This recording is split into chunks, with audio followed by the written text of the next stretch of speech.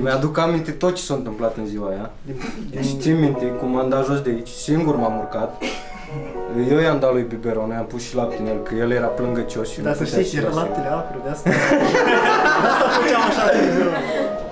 Așa, bravo, bravo, perfect, super, bravo.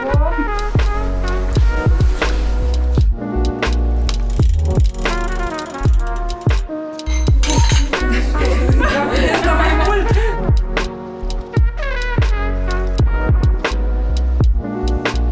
Merită toate aplauzele noastre, Ioana și Liviu!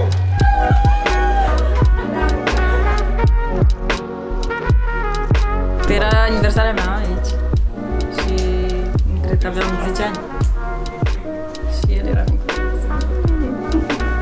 Don't cry, don't cry, don't cry.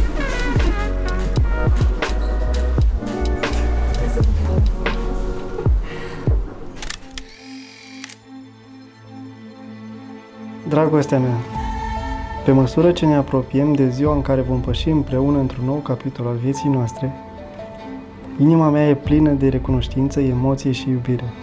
Nu știu cum să-ți spun în cuvinte cât de norocos mă simt că te-am întâlnit și că dintre toți oamenii din lume, tu ești cea care a ales să-și petreacă viața alături de mine.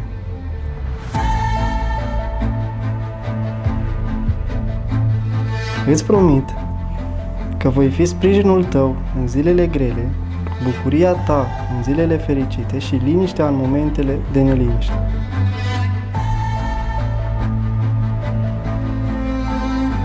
Vreau să râdem împreună, să visăm împreună, să construim împreună. Vreau să fiu acela acasă la care te întorci mereu cu inima ușoară. Te iubesc pentru cine ești, pentru bunătatea ta, pentru puterea ta, pentru felul în care mă privești și mă faci să cred că pot fi un om mai bun. Voi continua să te iubesc în fiecare zi din toată inima.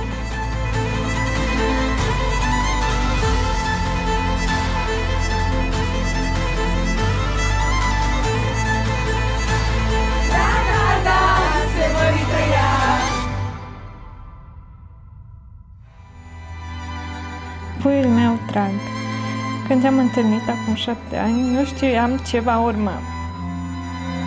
Azi îți promit că îți voi fi alături, să te sprijin, să te respect și să te iubesc cu inima deschisă în fiecare zi.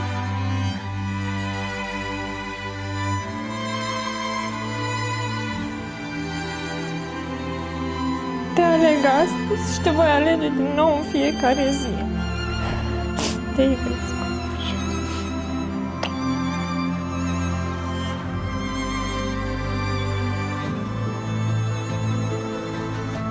Asta e